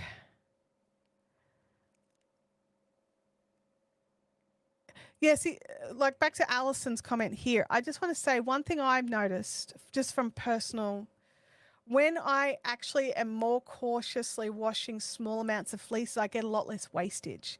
So I get a lot less like bits that end up in the bin or, or bird or neps or anything like that. I find that I have more that I get to keep for my project. But it is a time issue. It is a time issue. Swing pickers are better for clean fleeces, and alpaca separates better on a swing picker. You do need to pull apart a little for the picker so as not to damage the fleece. Yeah. Okay. Well, that's good advice too. That's good advice as well. A drum carder is on the list as well. I've been a hand carder comber, a whole fleece of fin took ages. So one thing I'll say, when you are hand carding and hand combing, you remove a lot of the crap. In the process of you hand carding, any veggie matter drops away. When you use a drum carder, it is garbage in, garbage out, right? So if you've got veggie matter in your fibers, while yes, the fibers open up, that veggie matter is still now part of your bat. So there is just about hardly anything other than a bit of dust that actually falls away. Everything else is in your bat. So I find that the better bats um, are clean fleeces that have already, that have been tops that are blended. Because again, like I said before, I blend on my drum carder rather than anything else. I've just bought an Ashford wide drum carder. I don't use it for processing. I use it to blend different fibers, like adding sari silk. There you go. Yeah. Sue Ellen says that the suet method didn't really find it saved much water, as I felt it needed extra rinses because it stinks. Because it stinks so bad. Because it's the point, is how it's like it was an anaerobic bacteria like eating away at all the stuff. It stinks. Oh man. Yeah. Yeah. I've spun in the grease, but I find it harder in my hands. And if I want to dye the yarn later, the dye doesn't absorb as well. No, that's right. So if you spin in the grease or in the raw, as some people call it, you actually, when you're adding the twist, the grease is actually becoming trapped in your yarn. So while yes, it can be washed out, it's a lot harder to wash it out. So depending on what you're making, like if you're making like an Aran sweater for a fisherman, then cool. You want that water repelling stuff with the extra lanolin in the sweater. That is cool. Leave it there. That serves a purpose. But if you're trying to make something that's super soft and slinky and light and all that kind of stuff, you need all that lanolin gone. So you need it to have a good, you need to scour it. You need to get the lanolin off. So yeah, it's one of those things. It's why a lot of spinners don't buy fleece anymore. It's why they buy tops or even carded roving, things like that, because it's a huge undertaking to scour and process a fleece for it to be ready to spin. It really is. In my bag of fleeces that I've got, I do have some beautiful, beautiful Castledale, which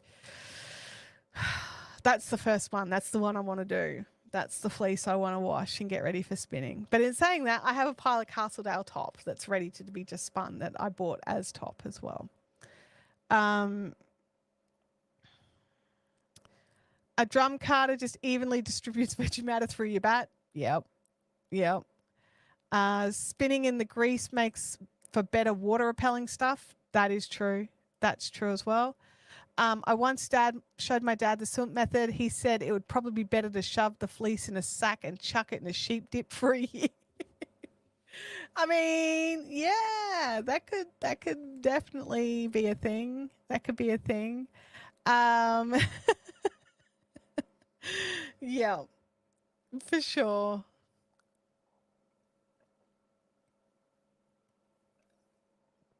I was saying to Tim yesterday or the day before, I don't even know. I have to look at my phone every day and remind myself what day it is at the moment. But one of the things was that I was like, okay, my brain is not good. It's not good. I find it very hard to focus. I can't craft. And I said, this live chat's going to be really interesting because who's going to want to sit here for 2 hours listening to me blather on about whatever? And he's just started laughing. He's like, don't they do that anyway? They're just being distracted by yarn. And I was like, no, we talk about important things, Tim. And I've just looked at the time and we've nearly blathered on for nearly 2 hours just about random stuff. You guys are awesome. But it's also great. I love these talks about something like I don't get to spin and process fiber as much as I used to. So I'm really loving our conversation today. I separate the fleece into the locks, flick the ends and line them up in plastic baskets with holes and then wash in the laundry sink. See, I don't flick until after I've washed. So yeah, I think that's the only real difference there.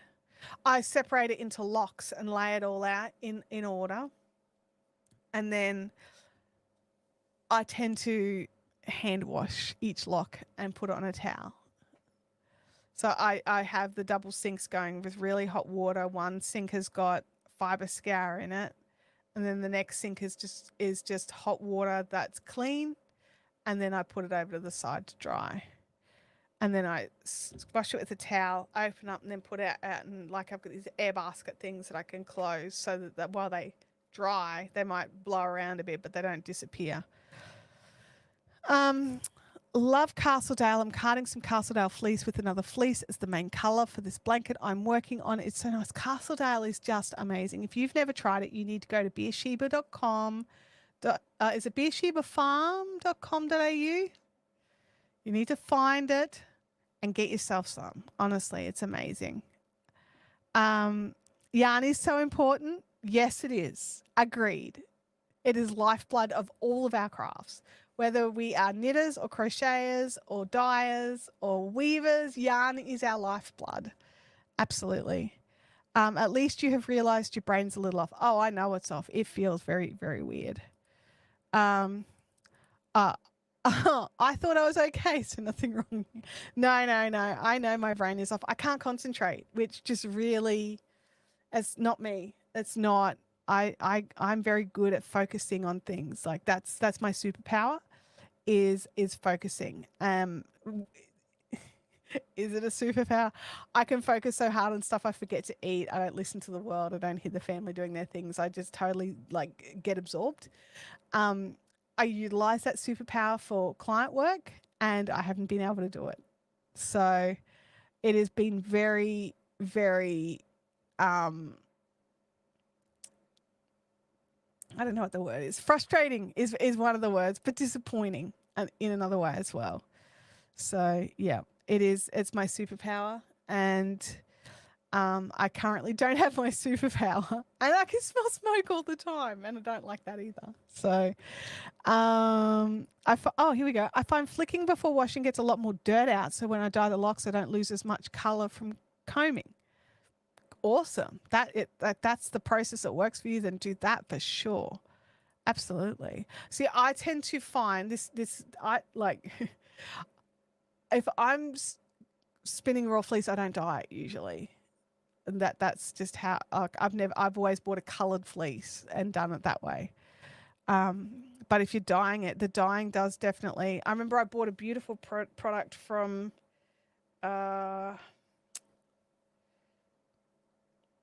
Namaste Farms, Nat Redding.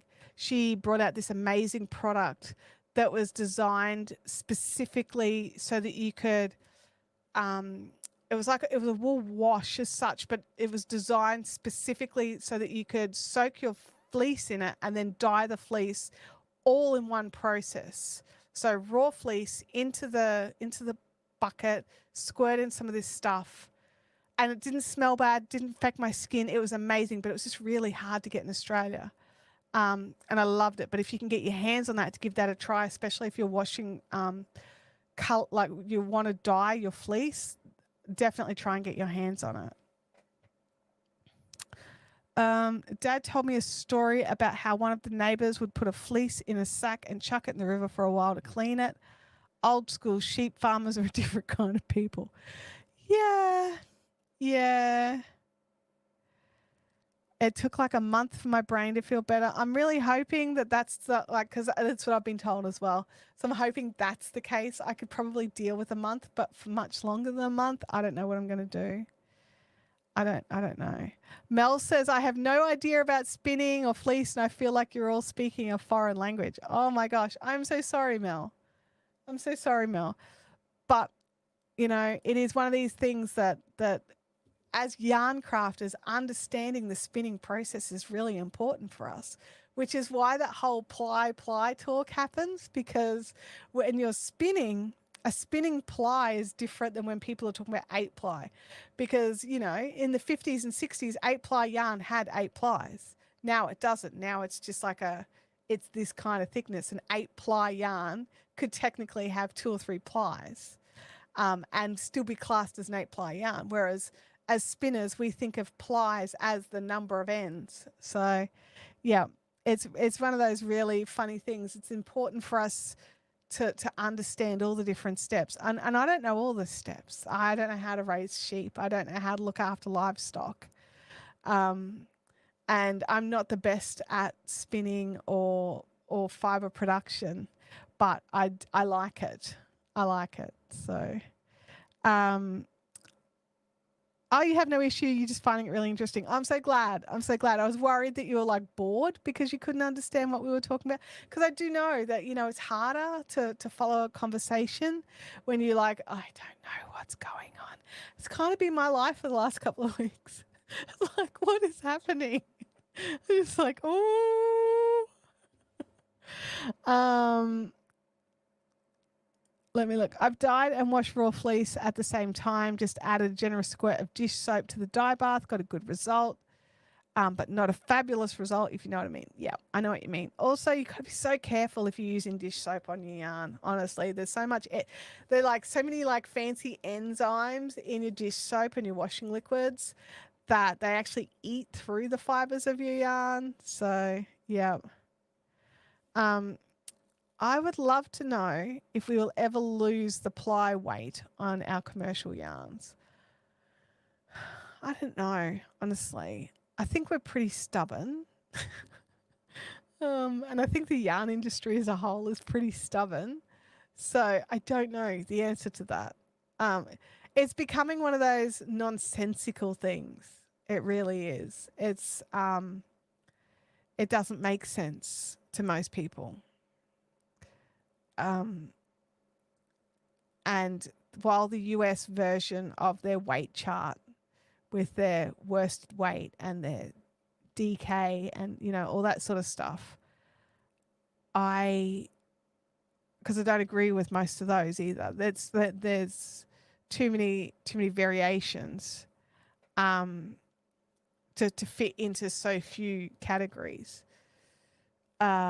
I just don't know what is the best way to go forward from here. Like, what do you guys think? Do you prefer the 4-ply, 2-ply, 8-ply Australian UK versions, or do you prefer the names of the weights that happens on yarns like that are coming out of like US based countries where they're putting on like worsted weight or you know, the other options, lace weight, sock yarn, things like that?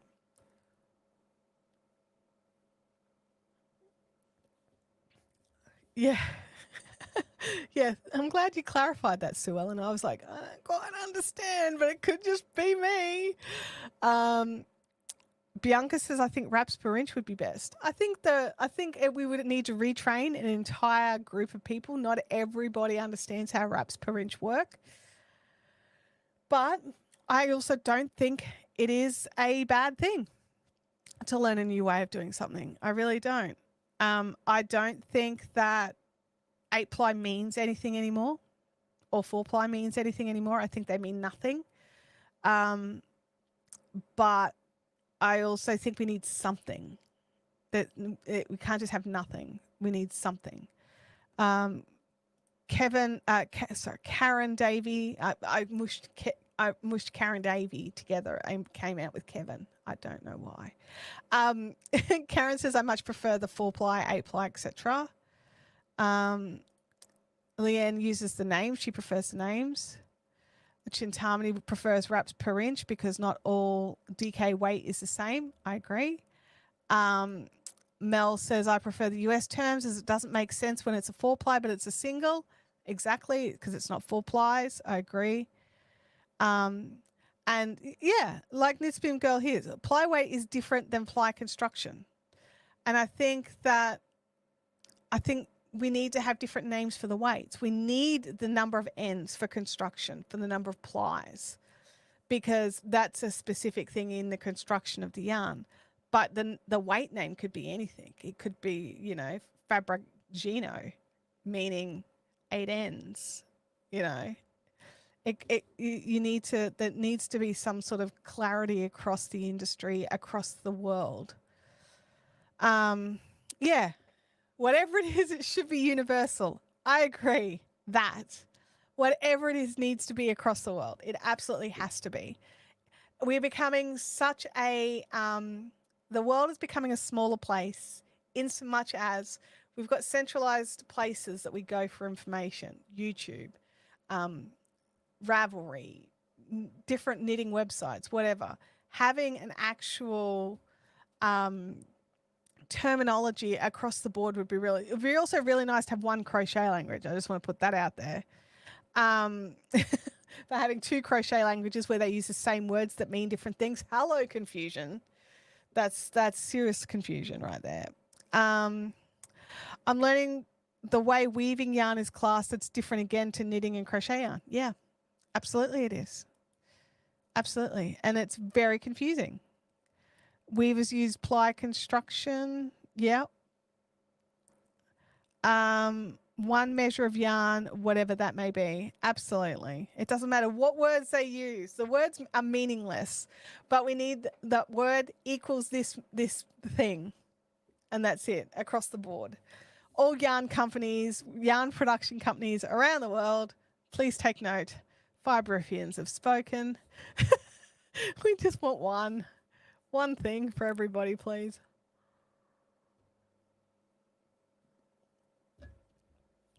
Yeah, it's very confusing at times. It's very confusing. I've got like this. I'm going to see if my bubbles will get it.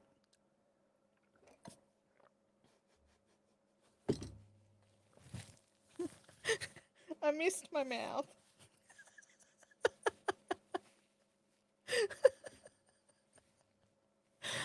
Oh dear. Oh. Well, okay. I'll try again.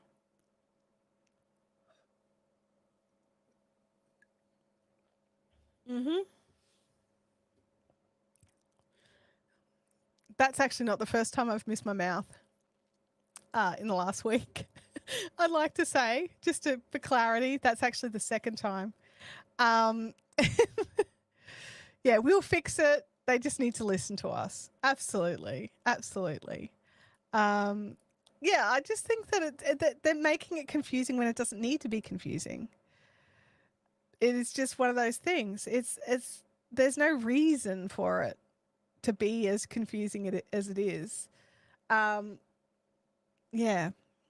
Even if, look, you know what? Even if just the rest of the world picked up what the US are doing with their worsted and everything and went with it, I think we need some extra categories there. But I think that's better than calling it plies, because as a spinner, the plies just don't, you know.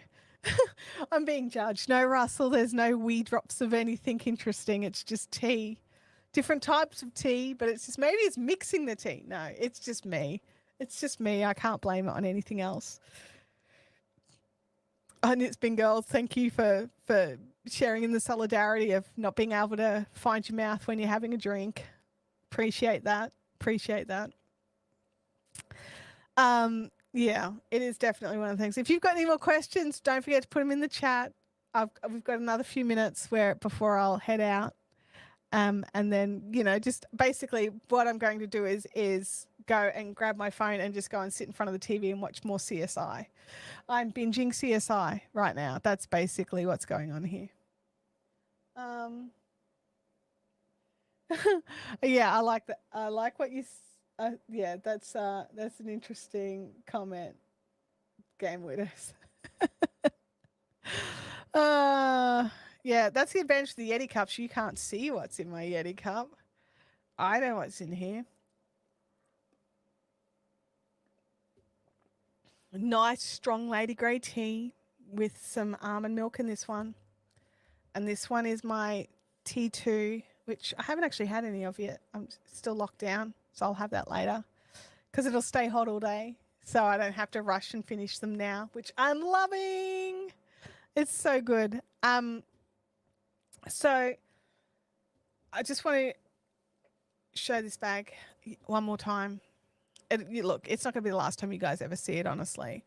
It is the cool new concept bag from Game Widows for Turkish spindles, so that you can have protection for the bottom spike as well as the arms. Have got great protection. I think I'll be make sure you let us know when they become available, Emma, because I think we've got a few of us here that want, I definitely want another one. So, you know, there's a few of us around who want these. Oh, what was that? Don't knock off the Yeti off the table that's filled with water onto your toe. It hurts. Oh no. Oh no. Oh, I mean, I'm glad you're using your Yeti. Can you open it and show us inside? Okay. Oh, you mean the bag? I was thinking, do you want to see inside the Yeti? I can show you inside the bag. Yep. Let me just. There we go. So, let me just open that up. There we go. Just fold that top down a little bit just so you can see a bit better. And then a spindle. Beep, beep, beep. There we go. Spindle is in. Where's my little light so you can see a bit better?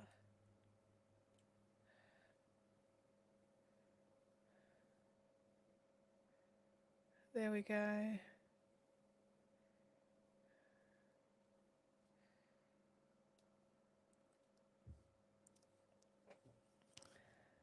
So there's plenty of room for a good size spindle in there.